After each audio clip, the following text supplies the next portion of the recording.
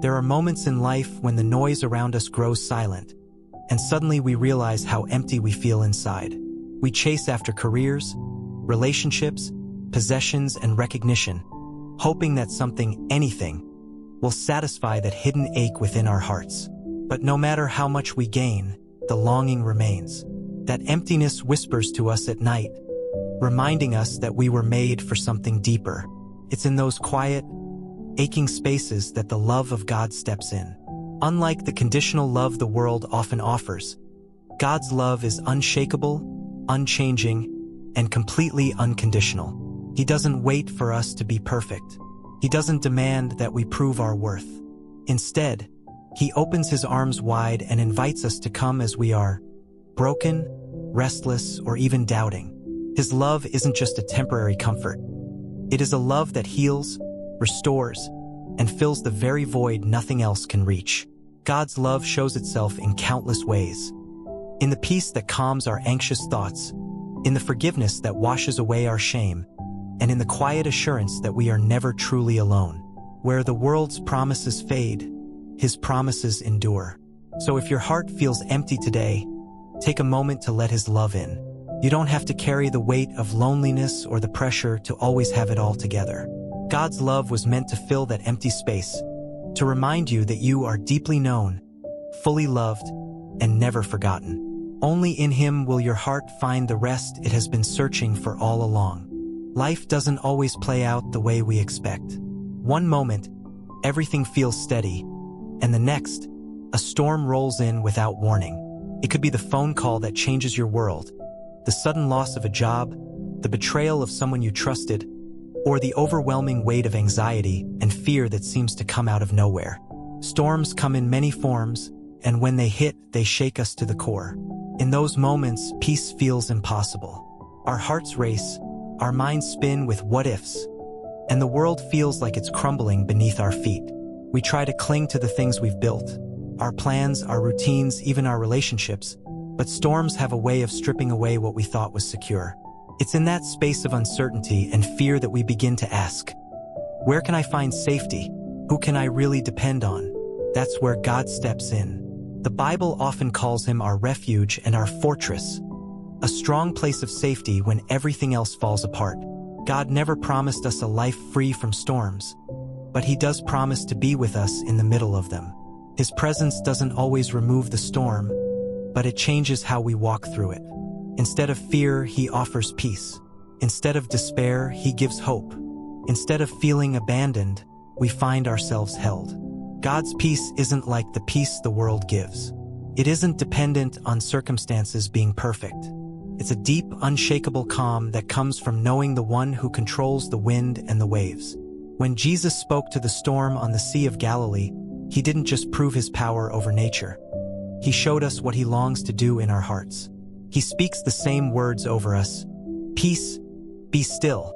Maybe right now you're walking through a storm that feels too big for you to handle. The bills are piling up, the diagnosis feels overwhelming, or the relationship you depended on has fallen apart. If that's where you are, know this: you don't have to weather the storm alone. God is not distant or indifferent. He is near, closer than your next breath, and His arms are wide enough to shelter you. Lean into Him, pour out your fears in prayer. Open your heart to His word. Surround yourself with people who can remind you of His truth. And as you do, you'll discover something remarkable. Even in the middle of the storm, you can have peace. Not because the storm is gone, but because the God who loves you is greater than the storm itself. So take heart. Whatever storm you're facing today, remember this: you are not alone, and peace is possible. God is your refuge. He is your anchor. And when the winds rage and the waves rise, He will hold you steady until the skies clear again. We've all been there. That moment when we look at ourselves in the mirror and feel the weight of failure pressing down. Maybe it was the broken promise you swore you'd keep. Maybe it was the relapse into a habit you thought you'd conquered. Or maybe it's the constant voice inside that says, "You'll never be good enough." Falling hurts. And the truth is, when we fall again and again, shame can feel heavier than the failure itself. The world has a way of keeping score. People remember your mistakes, your slip-ups, your weaknesses. Sometimes, even those closest to us withdraw when we stumble. And in those moments, it's easy to believe that God must feel the same way, that He must be tired of forgiving us, tired of picking us up, tired of loving us when we can't seem to get it right. But that's not who God is. The heart of the gospel is not about perfect people climbing their way up to God. It's about a perfect God reaching down to imperfect people with relentless love. Jesus didn't come for the ones who had it all together. He came for the broken, the weary, the sinners, and the strugglers, the ones who fall over and over again. Think about the story of the prodigal son. The son wasted everything, his inheritance, his dignity, his relationships.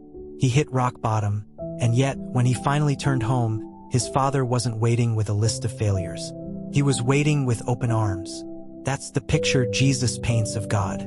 No matter how far you've run, no matter how many times you've fallen, His love is still greater. His arms are still open. He is still waiting to hold you. Falling doesn't disqualify you from God's love. It's the very reason His love matters.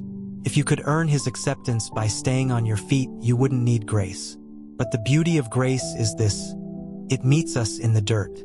Grace lifts us when we can't lift ourselves. Grace whispers, "You are still mine." When shame tries to convince us otherwise, maybe you've convinced yourself that this time was one time too many, that God has finally had enough. But Scripture tells us something different. The steadfast love of the Lord never ceases. His mercies never come to an end. They are new every morning. Lamentations 3 verses 22 to 23. Did you catch that? New every morning. Not just once, not just 7 times, not just 70 times, but every single morning. That means every sunrise is a reminder that God has not given up on you. Every breath you take is proof that He's still holding you close, still offering you a way back. His patience isn't like ours. His love doesn't wear thin. His mercy doesn't run dry. The truth is, falling is part of the human story. None of us walks through life without scars, regrets, or failures. But God doesn't define you by your lowest moments. He defines you by His love, His sacrifice, and His promise to never let you go. When Jesus stretched out His arms on the cross, it was as if He was saying, "I see every failure, every fall, every broken piece of your life, and I still choose you. So if you've fallen again, don't stay down. Don't let shame convince you that you're too far gone. Lift your eyes. Turn your heart back to Him.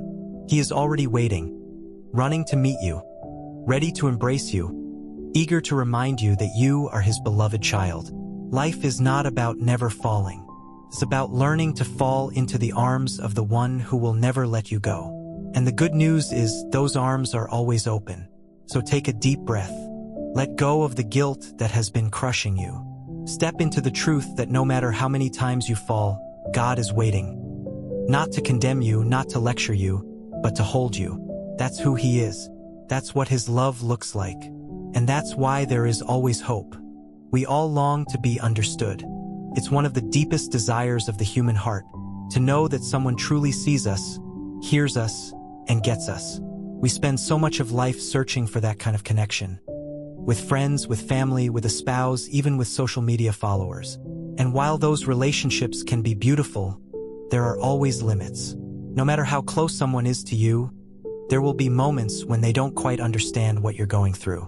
Have you ever poured your heart out to someone only to feel like they didn't really get it? Maybe they listened politely, maybe they even tried to encourage you, but deep down you knew they couldn't feel the weight you were carrying. Or maybe you've been in a room full of people, even laughing along with them, but inside you felt completely unseen. That's the ache of the human condition. We crave to be known fully, but people, even the best people, can only see so far. That's where God is different. The Bible tells us that God knows us better than we know ourselves. Psalm 139 paints a stunning picture of this. "You have searched me, Lord, and you know me. You know when I sit and when I rise. You perceive my thoughts from afar." Think about that for a moment. Before a word leaves your lips, He already knows it. Before a thought fully forms in your mind, He already understands it. Every tear you've cried, every joy you've felt, every burden you've carried, none of it has ever been hidden from Him. And here's the miracle. He doesn't just know the parts of us that we're proud of. He knows the messy parts too. The doubts we're ashamed to admit, the struggles we hide from others, the fears we can't put into words. He sees it all. And still, he stays. Still, he loves. Still, he calls us his own. That's the kind of understanding our souls are hungry for. We don't just want to be admired or tolerated. We want to be deeply known. And God offers exactly that. He knows the reasons behind every decision you've made, even the ones you regret. He knows the wounds from your past that still shape the way you see the world today. He knows the dreams in your heart that you've never spoken out loud. There is no mask, no performance, no pretending with him. With God, you can be fully yourself because he already knows, and he still delights in you. When you're misunderstood by others, it's easy to feel isolated. Maybe people label you unfairly. Maybe they assume things about your heart that aren't true. Maybe they just can't grasp the depth of what you're facing. In those moments, remember this: you are never misunderstood by God. He sees beneath the surface. He hears what you can't even articulate. He understands in ways no human ever could. And that kind of understanding brings comfort. Because if God knows me fully, then I don't have to exhaust myself trying to prove my worth. I don't have to perform for acceptance or hide my flaws in fear of rejection. His love is not based on a curated version of me. It's based on the real me, the one he created, the one he sustains, the one he calls beloved. But his understanding also brings healing. When you pour your heart out in prayer, you're not just speaking into the air. You're speaking to the one who knows the exact pain behind every word. You're speaking to the one who can interpret your sighs and your silence. Romans 8 tells us that even when we don't know how to pray, the Spirit intercedes for us with groans too deep for words. That means your prayers don't have to be perfect. Your cries don't have to be polished. God already understands the language of your soul. And his understanding goes even further. It brings guidance. Because he knows you, he knows what you need. Sometimes we think we know what's best for ourselves, but we don't see the full picture. God does. He understands not just who you are today, but who he's shaping you to be tomorrow. That's why his plans, even when they don't make sense in the moment, are always for your good. Think about it. The very thing that makes human relationships fragile, the fact that people don't fully know us, is what makes our relationship with God unshakable. He already knows every weakness, every failure, every hidden thought. There's nothing left to surprise him. And yet, he chooses to stay close.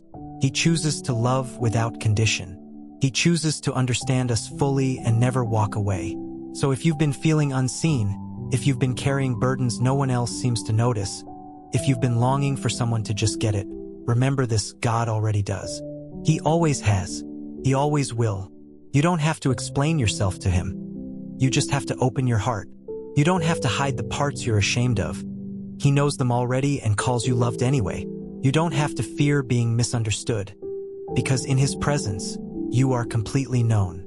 And here's the hope that changes everything. Being fully known and fully loved is possible. Not with people, not with performance, but with God. That's the relationship you were created for. That's the kind of love your soul has been searching for. No one understands you completely like God does. And once you let that truth sink in, you'll discover a freedom, a peace, and a confidence that no storm, no rejection, no misunderstanding can ever take away. Every human being asks the same questions at some point. Why am I here? What's the point of all this? Do I matter? These questions aren't reserved for philosophers or scholars.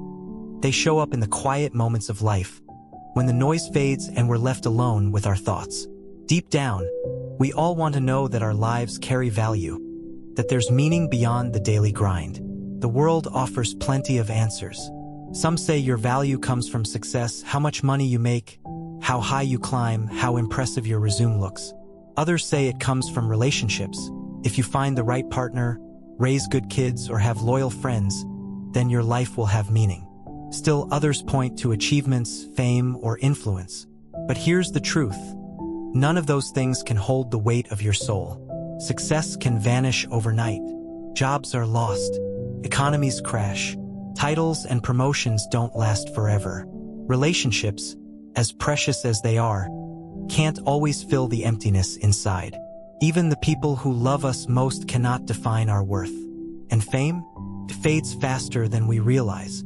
Just look at the celebrities who seem to have it all, yet confess to feeling empty, lonely, or lost. The problem isn't that those things are bad. Success, relationships, achievements, these are good gifts. But they were never meant to carry the burden of giving us ultimate meaning. When we place our value in things that shift and change, our sense of self shifts and changes with them. One day we feel enough, the next we don't.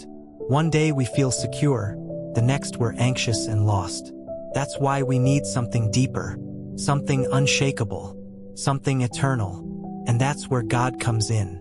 The Bible tells us that we are made in the image of God. Genesis 1 verse 27. That means our value doesn't come from what we do, what we own, or how others see us. It comes from who we belong to. From the very beginning, God declared that you are His creation, formed with purpose, designed with intention, and loved beyond measure. That truth doesn't change when you fail. It doesn't change when you lose. It doesn't change when others overlook you. Think about that. The God who spoke galaxies into existence looked at you and said, "This one matters. This one has value. This one is mine." That is a foundation the world cannot shake. And meaning flows out of that truth. If we're just accidents of nature, then life is ultimately meaningless. But if we are created by God, then every breath has significance. Every act of kindness, every word of love, every moment of faithfulness carries eternal weight. When you live for God, even the smallest choices ripple with meaning. Maybe you've been chasing value in the wrong places. Maybe you've exhausted yourself trying to prove you're good enough, smart enough, attractive enough, or successful enough. The endless striving leaves you tired and empty. But God's message is radically different. You don't have to earn your worth. It's already been given. You don't have to create your meaning. It's already been woven into your life by the one who made you. Jesus' life, death, and resurrection are proof of how much you matter. He gave everything to restore you to God. That means your value is not based on what you've done, but on what He's done for you. The cross declares that you are worth dying for. The empty tomb declares that your life has eternal meaning. So if you've been asking, do I matter? Does my life mean anything? Hear this: yes, you do. Yes, it does. Not because of what the world says, not because of what you've accomplished, but because the Creator of the universe says so. In Him, you are enough. In Him, you are valued. In Him, your life carries a purpose that cannot be erased by failure, rejection, or loss. Only in God can we find true value and meaning. And once you root your life in that truth, you'll discover a freedom and a joy that no achievement, no relationship, and no earthly success could ever provide. What does it really mean to live? At first glance, it seems like an easy question. We breathe, we work, we chase our dreams, we build families, we check items off our bucket lists. The world tells us that life is about getting as much as we can out of our time on earth. More money, more experiences, more pleasure, more recognition. But here's the sobering truth. You can have all of that and still feel empty inside. You can be alive but not truly living. Think about it. How many people appear successful on the outside but confess to feeling restless or numb on the inside? How many of us go through the motions? Wake up, work, scroll our phones, fall asleep, yet never shake the quiet question that lingers in our hearts. Is this all there is? Jesus answered that question plainly. He said, "I have come that they may have life and have it to the full." John 10 verse 10. Notice what He didn't say. He didn't say, "I came to make you rich," or "I came to make your life comfortable." He said He came to give life, real, abundant, eternal life. That means there's a kind of existence that looks like living but falls short of the life God designed for us. And there's a kind of life that only He can give. True life isn't about possessions. We've all heard stories of people who seem to have it all, but were still deeply unhappy. Why?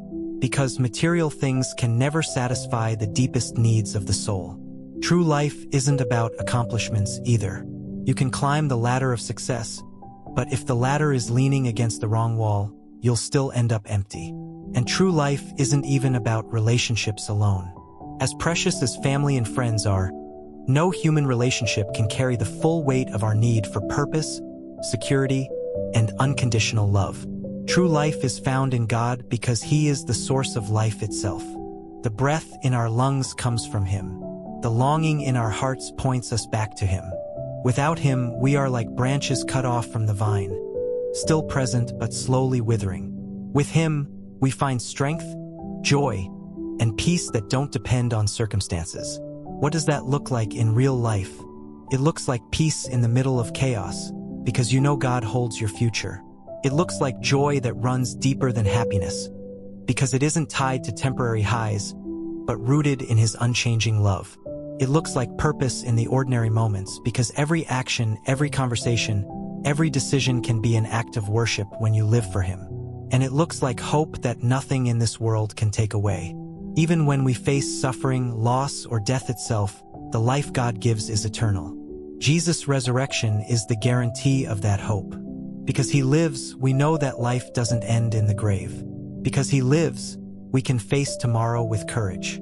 So maybe today you feel like you've been surviving rather than living. Maybe you've been chasing things that promised fulfillment but left you empty. Maybe you've been wondering if there's more to life than just getting through each day. The good news is, there is. True life is not found in striving harder or earning more. It's found in surrendering to the one who created you, who knows you, and who loves you with an everlasting love. Only in God do we find true life. And once you taste that life, you'll never confuse it with mere existence again. It's richer, deeper, fuller than anything the world can offer. It's the life you were made for,